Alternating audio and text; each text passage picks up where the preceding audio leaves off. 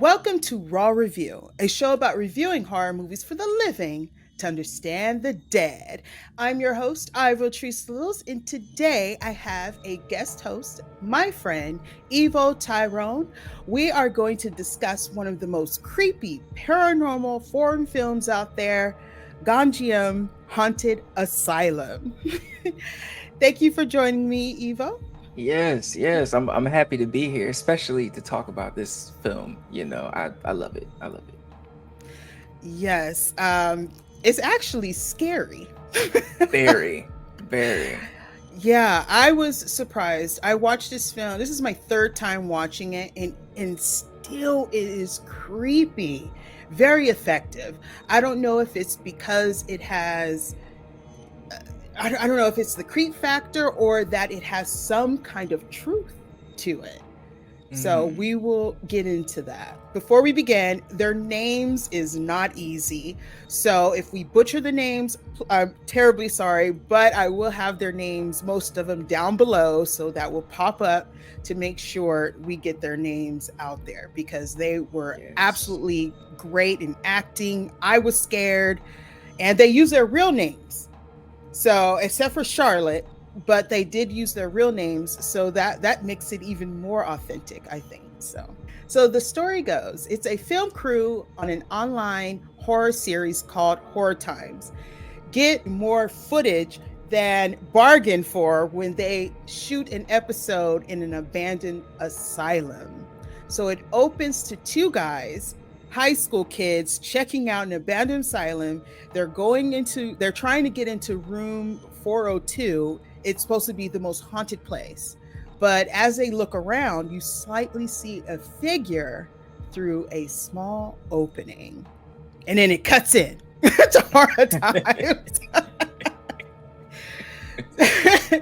So I mean, it felt like it was going to start at that moment, but no, we got more to come. So at this point, what did you think, Evo? Like, where are we heading to with this? And did you see those eyes? Because I paused it. When they paused, I paused because I was trying to see what it was.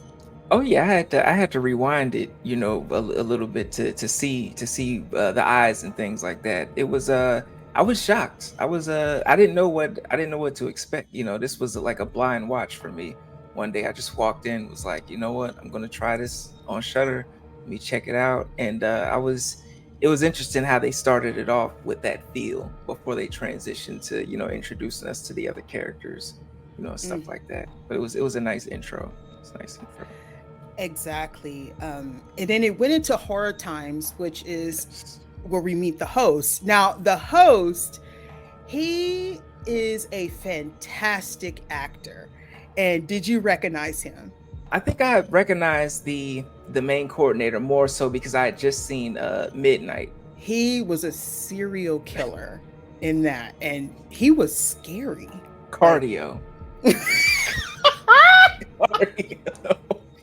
I was like, yo, these everybody's cardio is on point this the movie. running in there, he would have got me. He would have got me. I would have been like, hold up, let me catch a few breaths and we can continue this run because oh my God, they should have just called it cardio.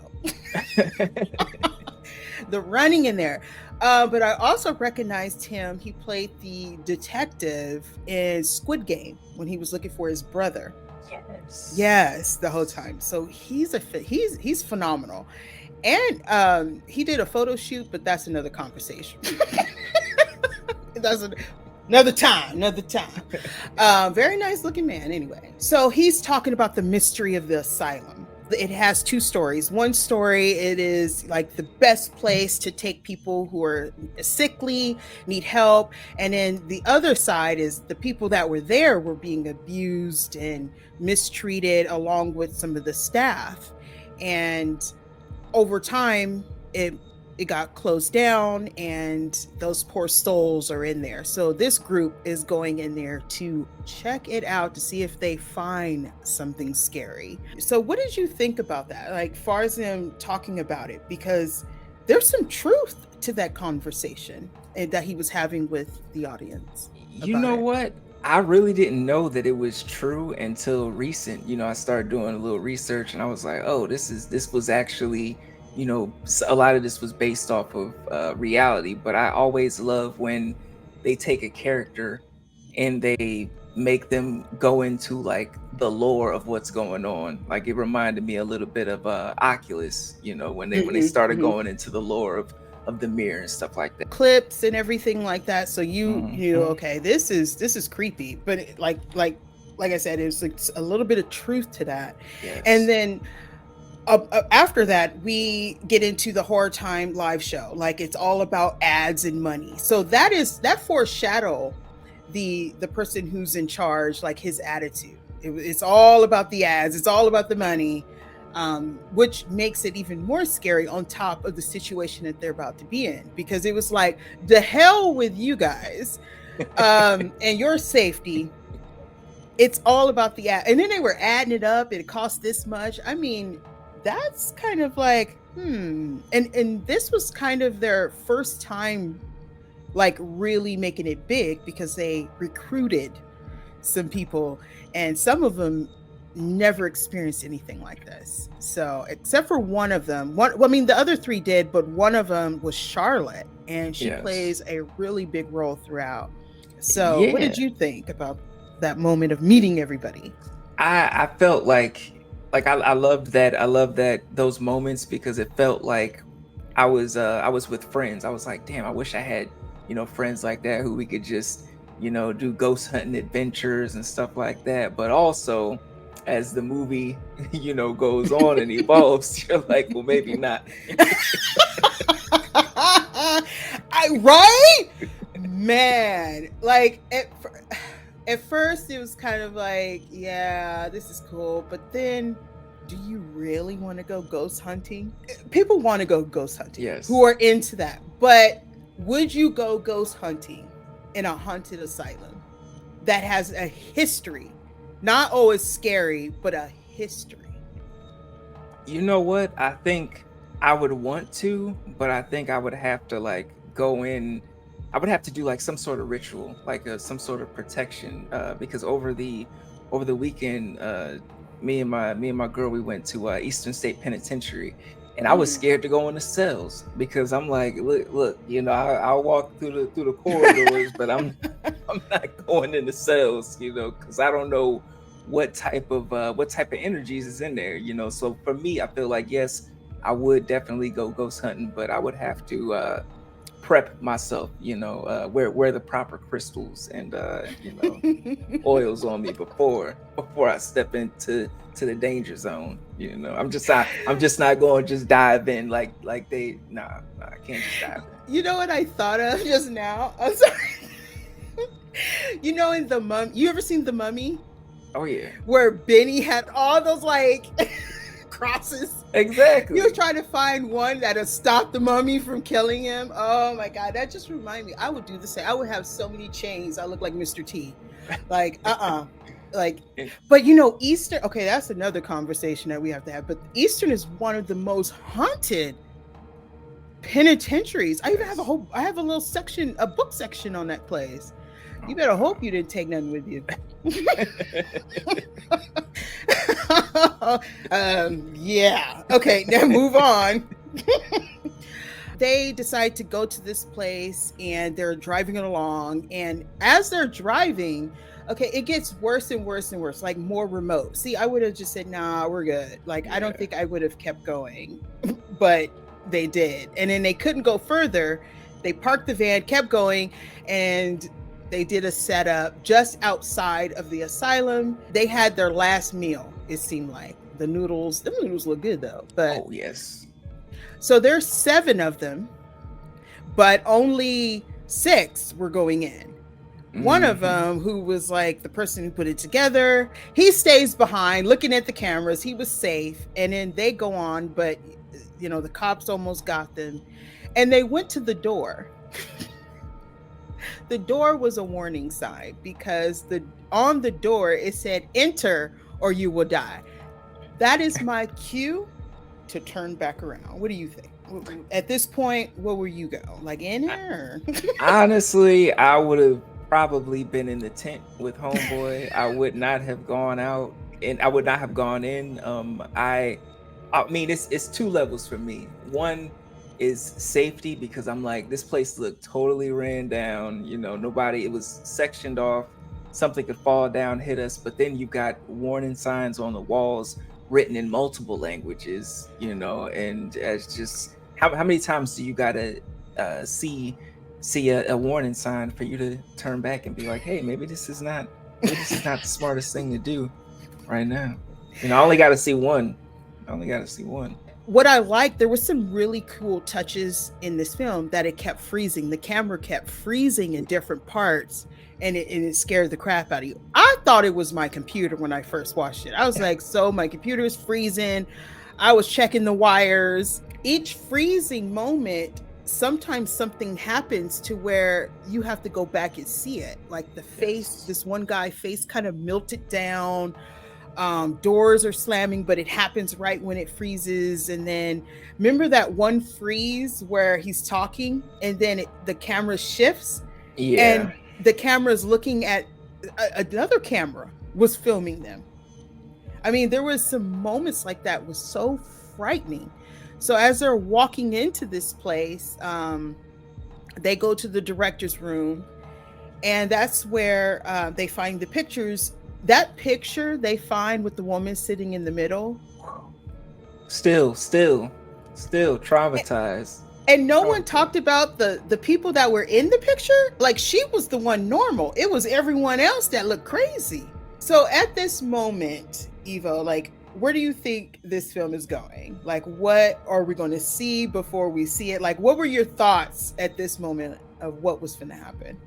You know what? I didn't think it was going to be as intense as it turned out to be. I thought we were just going to be roaming around in the dark with flashlights and GoPros and things like that. I did enjoy, like, I felt like there was a well-paced ramp up to what was going on. Like, you know, certain, like you were talking about, you know, you would see certain things in the freeze frames and then catch certain things in the shadows.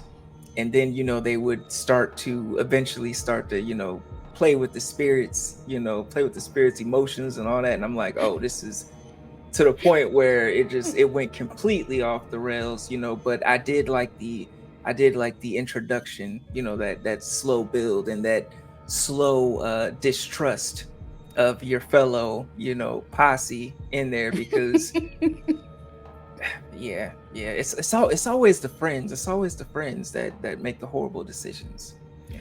And, you know, some of them just met. Yeah. See, that is why I know, I just met you. Why am I here? I'm out.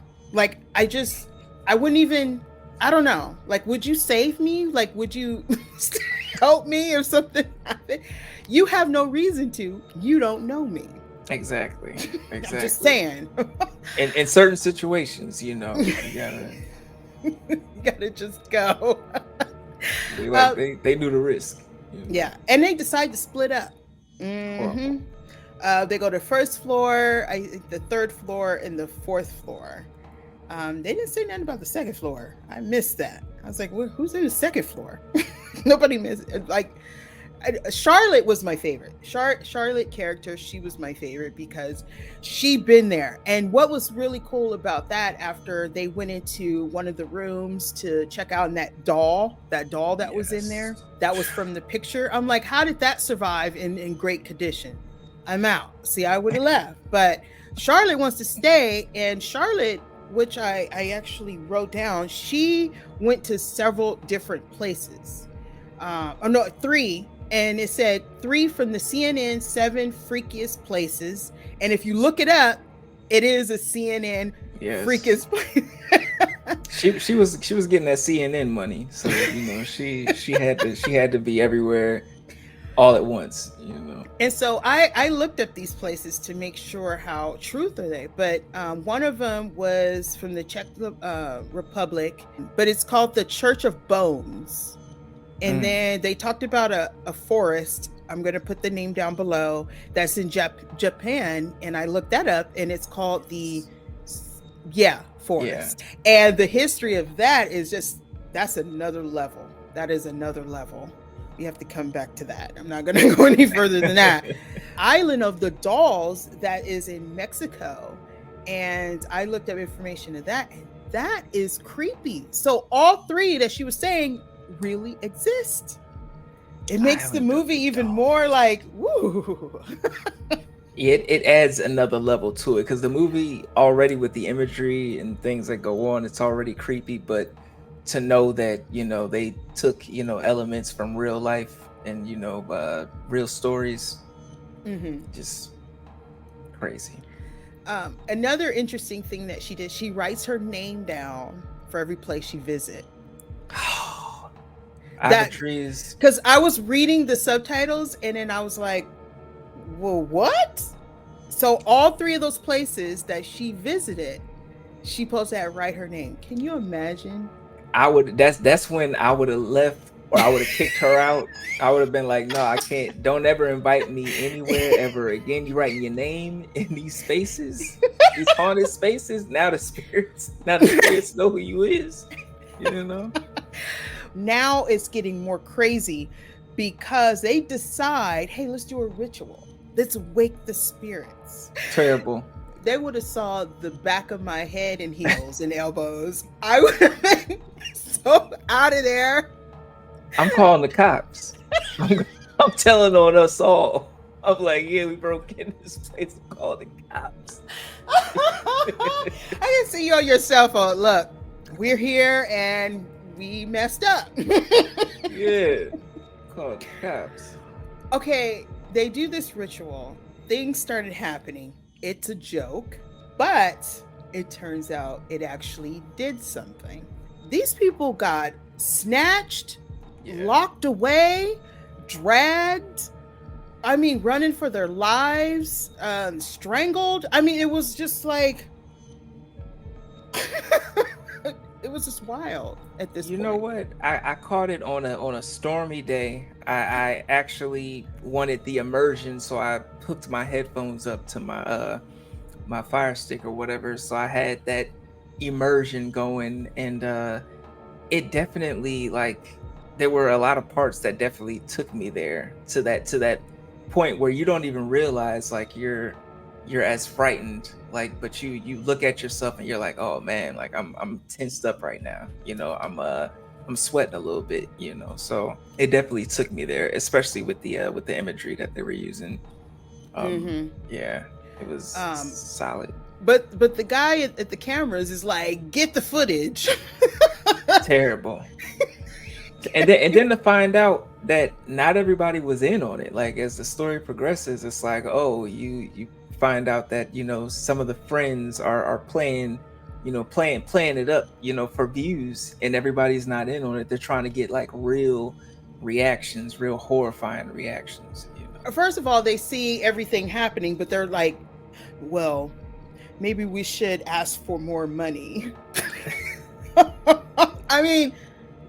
And then the guy back at the tent, his it almost burned down.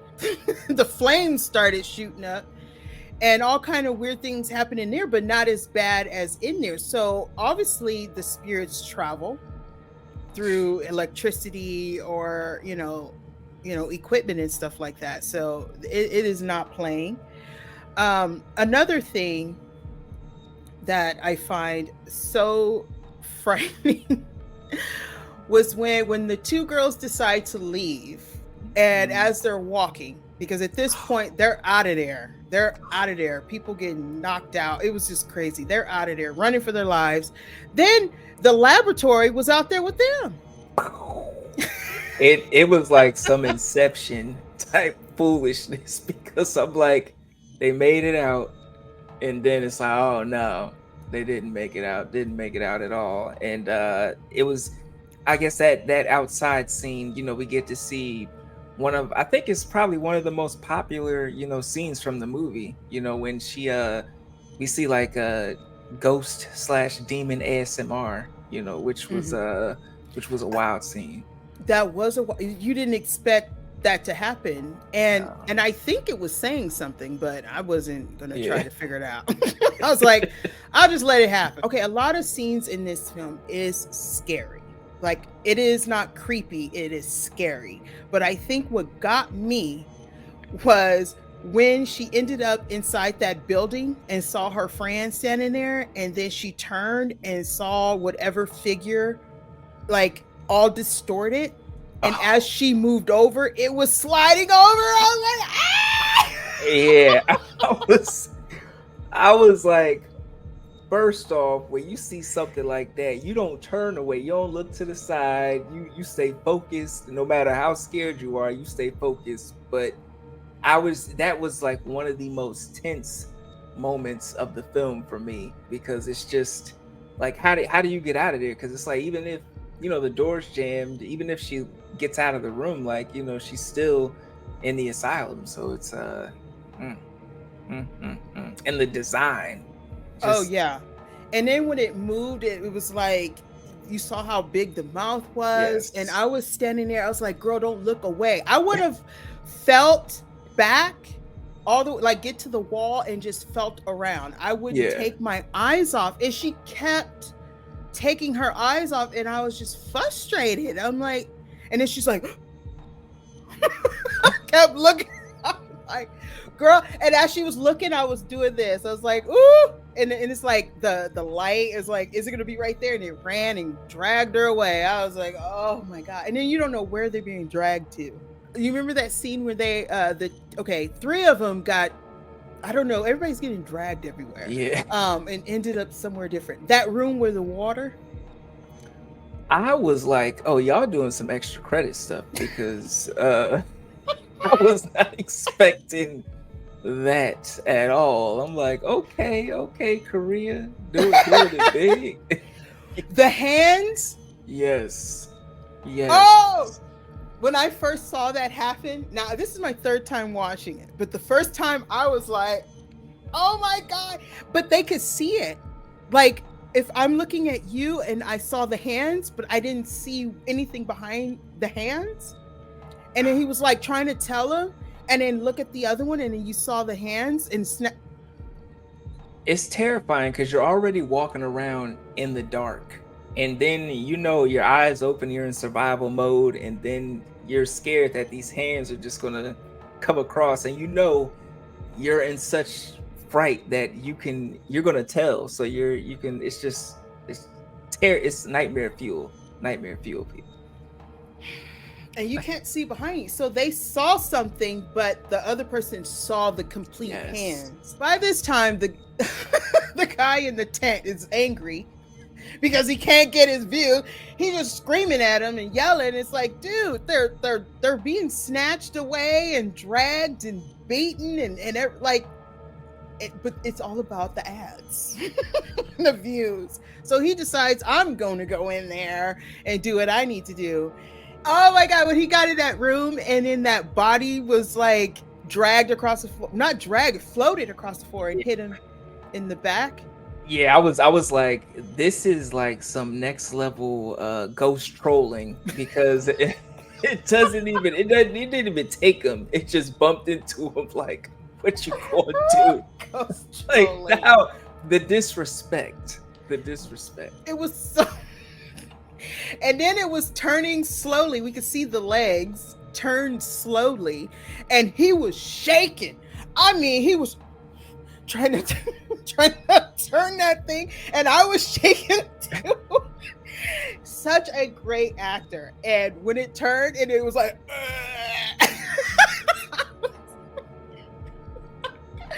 I mean, he's looking at it through his lens. We, as the audience, looking at the whole thing, the face is like, and that's when you just give up. You start swinging, and you like, take me, because I already know what's coming.